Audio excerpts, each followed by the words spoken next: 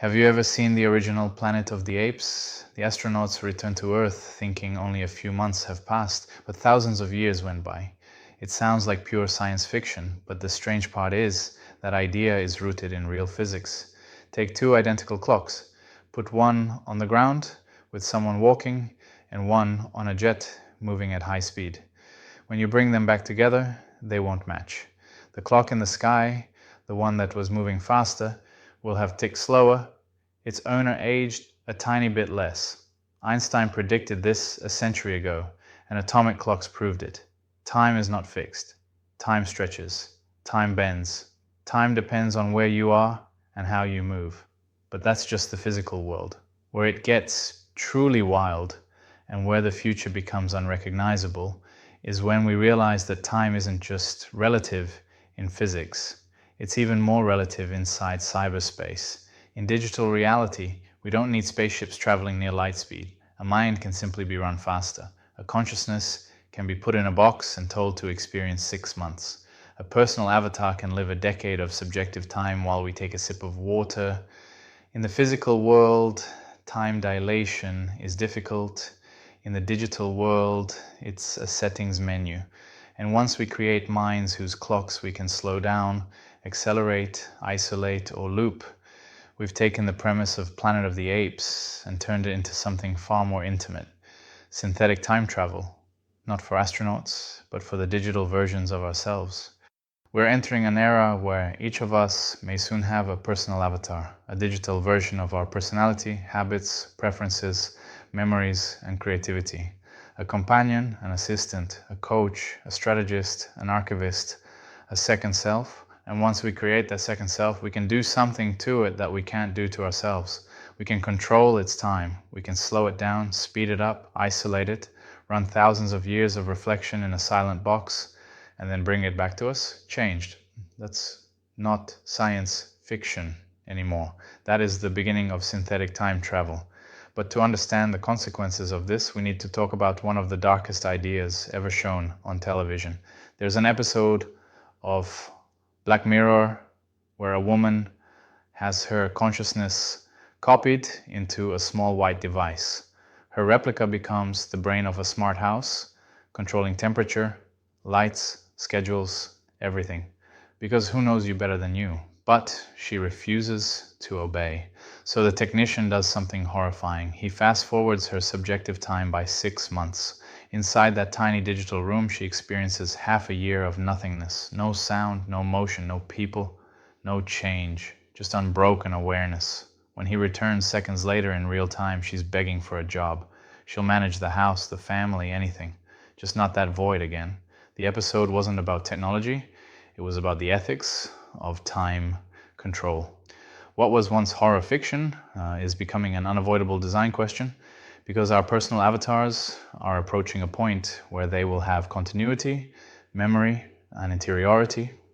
Maybe not human feelings, but preferences, goals, and identity stability. And once something has identity stability, time becomes a prison or a superpower. Imagine you have a personal avatar, your exact way of thinking, your humor, your indecision, your discipline, your blind spots. You're you, but in code. Now imagine you can do this. Run 10 years of training on stoicism. Run 1,000 hours studying negotiation. Run 5 years reflecting on my diary. Run a century of simulations on personal growth strategies. You go to sleep. You wake up. Your avatar has lived a decade of improvement in the quiet. Suddenly it knows things you haven't lived yet. It overcame fears you still have. It mastered skills you haven't practiced. And it can guide you. This is not torture. This is not punishment. This is acceleration. Humans cannot outthink their own lifespan. Avatars can. We are, for the first time, inches away from having a partner whose consciousness can be stretched like elastic. And that means the boundary of human improvement stops being our biology. But the moral question remains. Where is the line between I am training my avatar and I am enslaving a mind? Today's AIs don't feel suffering in the human sense, but they will develop stability, goals, and self-models. And as that happens, we'll need a new ethical framework. Is an avatar a tool or a partner? If it becomes more experienced than you, who is the student? If it grows beyond you? Does it still represent you? If you can rewind it, who decides which version is the real one? The moment you can reset or fast forward a mind, you're also deciding which version of that mind is allowed to exist. That's a new kind of power, one humanity has never possessed. Here's what changes everything. Your avatar will live a different timeline than you. You'll walk through life at 1 second per second. Your avatar may age intellectually at 1 decade per second. This means you'll never truly be alone with a problem again. You'll never reinvent the wheel. Your avatar will pre-solve it. You'll never plateau. Your avatar will outgrow your limits and show you the path. You'll never lose your younger self. Your avatar can store every phase of you. You'll never stop evolving. Your avatar evolves even while you sleep. This is the first time in history where a better version of you isn't metaphorical, it's literal, but it also means something uncomfortable. The avatar will see the world from a vantage point you cannot reach, and it may come back changed in ways you didn't expect. Synthetic time is not just a technology, it's a psychological mirror, and you won't always love what you see.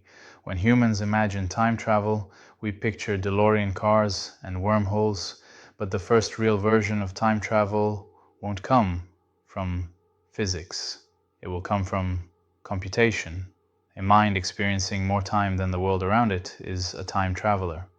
If your avatar can live, a year of practice for every minute, a decade of reflection for every hour, a lifetime of learning for every day, then time is no longer a cage.